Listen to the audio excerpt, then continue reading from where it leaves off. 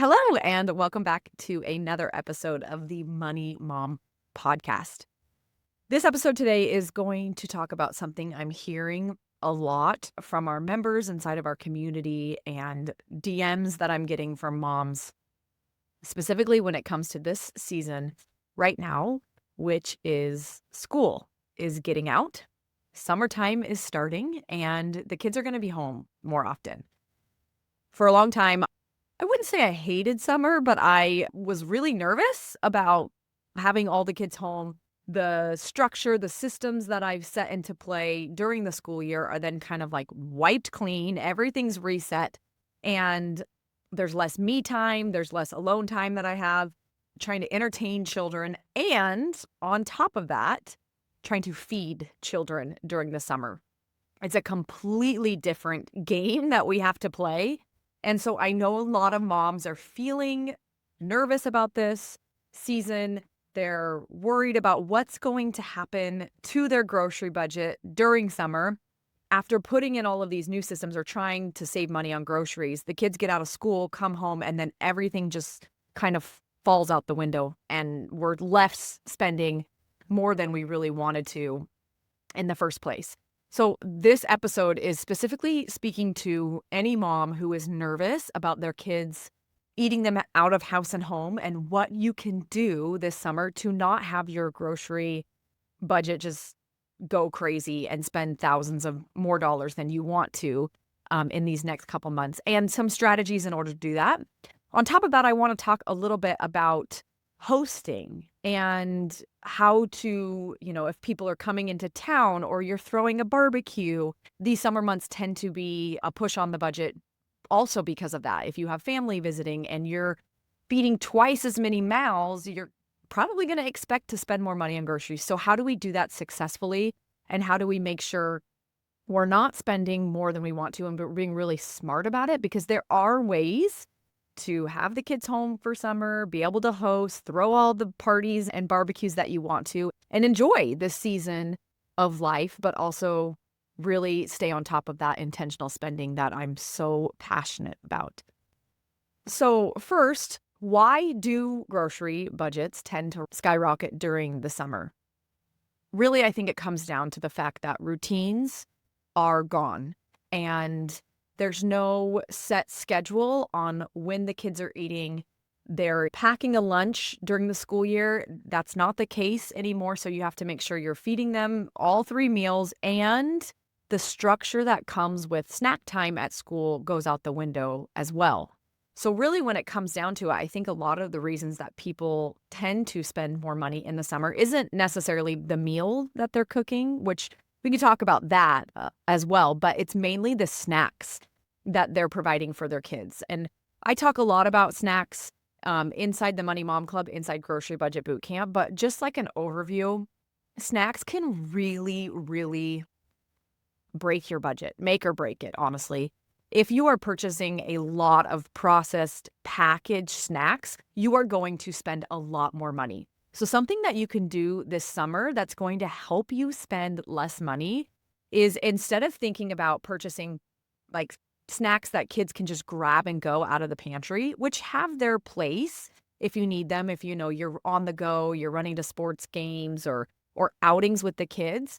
But if your kids are choosing those types of snacks when they are at home, it's going to be very costly. So something that you can do to kind of counteract that is don't buy the packaged snacks and focus on ingredient-based snacks. So things like string cheese, yogurt, cut up fruit and vegetables, crackers that are like out of the package, a cheese board, something like that.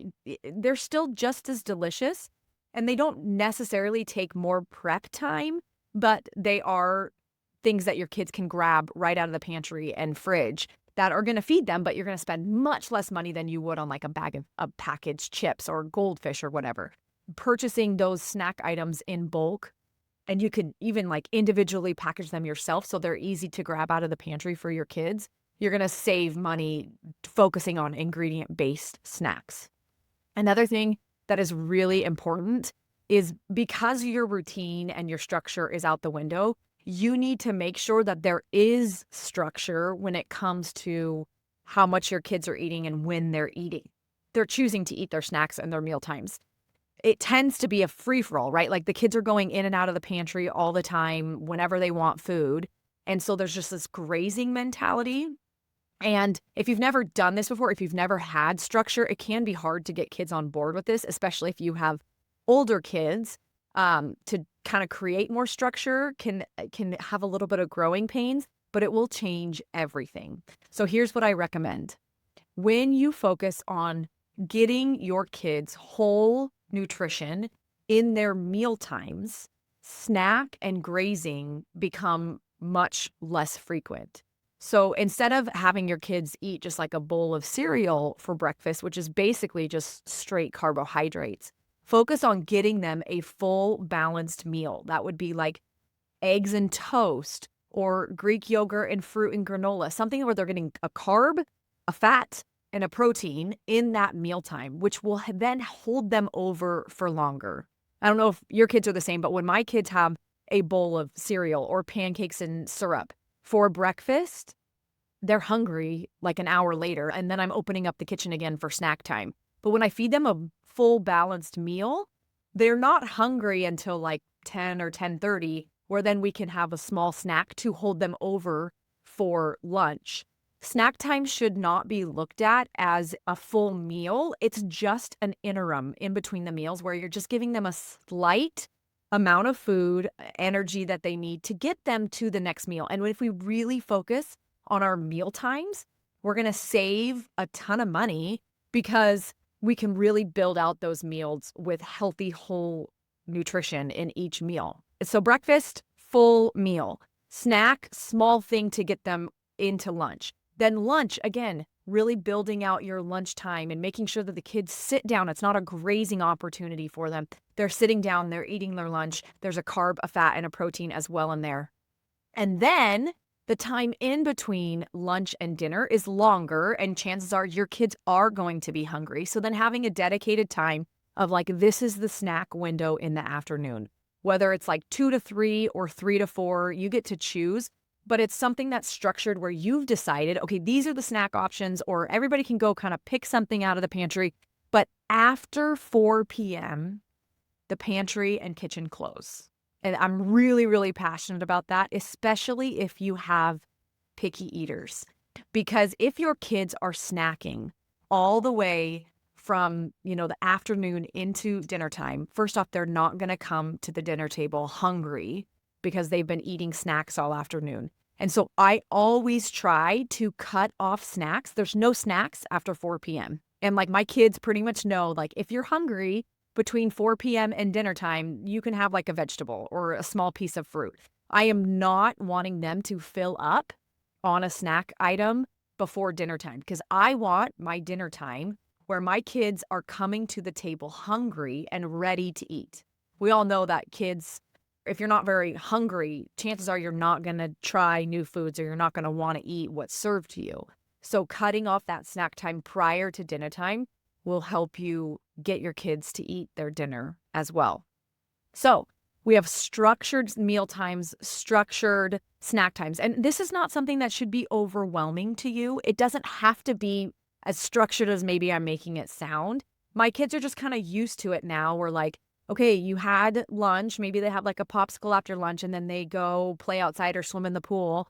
And then everybody gets out at like 3 or 4. And then it's like, okay, now let's eat a snack all together and we'll enjoy that snack. I'll make like a charcuterie board or something easy for them. And then the kitchen's closed. Wait till dinner time to eat your next meal. When you do that, I promise you, just a little bit of structure will really help you focus on saving money, which is the most important thing. And then also equally as important is eating healthier foods, whole foods, instead of those processed snacks. So you really can have fun, enjoy what's available for summer. You can have the convenience that you want without feeling like you're breaking the bank. So just try it out. Even just in doing a little bit of what I'm saying, you'll probably see a little difference this summer than maybe last summer. Another thing I really want to talk about is hosting and making sure that when you host, you're not blowing your budget. You don't have to be a victim to feeding everybody and spending a bunch of money on that. So, one of my favorite things, and we actually just did this for Memorial Day, I love to host people. I love to have people in my home and throwing a big party and inviting anybody and everybody to come enjoy time with us. But I am not willing to supply all the food. I'm just not willing to do that. And I actually don't think my friends would feel comfortable if I was like, here, I'm going to feed 50 people a full-blown meal. You guys can just come and eat what I provide. That's a little crazy. So the power of having a potluck where I supply, like I'm supplying the hamburgers and the hot dogs, and then I ask the guests to bring a side dish, a dessert, or drinks so that the whole burden isn't on me. I get to enjoy having people in my home and hosting other people, but I don't have to spend hundreds of dollars to do that. And I also feel the same way when it comes to hosting family or hosting friends. If you're having people stay with you over the summer, I don't think you need to be a victim and supply all of the food. Now, maybe that's the tradition that's been in the past, but you can set a boundary with your guests and saying, hey, I'm going to plan the meal for Friday night. Could you plan the meal for Saturday night? Or you could say, hey, you guys are going to be here for a whole week. I normally spend $300 on groceries for a week. Would you be willing to pitch in like $150 or cut that in half for us so that we can share the burden? Nobody should expect you to spend a bunch of money to feed them and their family.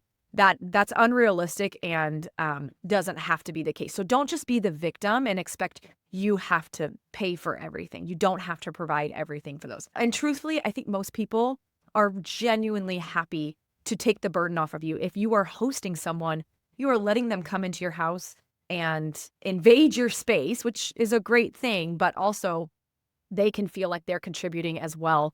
I always feel more comfortable when I am taking up space in another person's home when I'm able to contribute and help out as well. And then if you are hosting and you have to feed more people than you would want to, there are a lot of budget-friendly dishes that you can create that will feed the masses without spending a bunch of money. There's also, on the flip side of that, a lot of really expensive meals that you're going to spend a lot more money to feed the masses. So really focusing on those budget-friendly meals. Pinterest has a bunch. Google has a bunch. Ask your chat GPT, what kind of meals can I serve if I'm serving 15, 20 people? And find a recipe that serves it. I love to do pork shoulders, like a pork roast in the crock pot and use like barbecue sauce and make shredded pork sandwiches or a baked potato bar or a big spaghetti and meatball dish. Like those are meals that you're not going to spend a bunch of money to feed a lot of people. And it's easy for you, like throwing something in a crock pot and not having to think about it, buying the buns, maybe buying a watermelon or two, and you could feed a bunch of people for under $30. So really focusing on those cost effective and just being conscious of like, how much am I willing to spend? How much do I want to spend? And how can I fit what I want to spend into what we can create? Just being cognitive that this could be something that's going to blow your budget will help you be more conscious about how you're planning, how you're setting out your meals when you're hosting over the summer. And truthfully, at the end of it, summer is just a season. It's only 2 months. Your kids are not going to be out of school for forever. And so even if the budget does go up a little bit, which I absolutely give myself more wiggle room in the summer. I raise my budget at least $50 to $100 to give myself a little bit more grace in a busier season of life where I am taking on more of the feeding and entertaining of my kids. And then, you know what? August hits and my kids go back to school and it's over. So I am really trying to soak in this time that I have with my kids and not let the budget or the overwhelm rule and dictate my emotional state this summer. And just remember, memories are more important than worry and stress. But you can really keep that structure and not blow your budget and not feel like your kids are eating house and home if you're planning correctly, if you're being resourceful with the food you have, and you're intentional about how you go about doing it. And hopefully this episode gave you some ideas or gave you the push to say, oh, I don't have to spend thousands of dollars this summer. Like I can keep my budget and I can stay really intentional with that and stay calm and creative in the process. So I'd love to hear if you took anything away from this episode, if you learned anything different. I want to hear how your summer goes. And I am excited for this next season, these next 2 months, to be able to spend more time with my kids and be more present. Until next time, I will see you next week.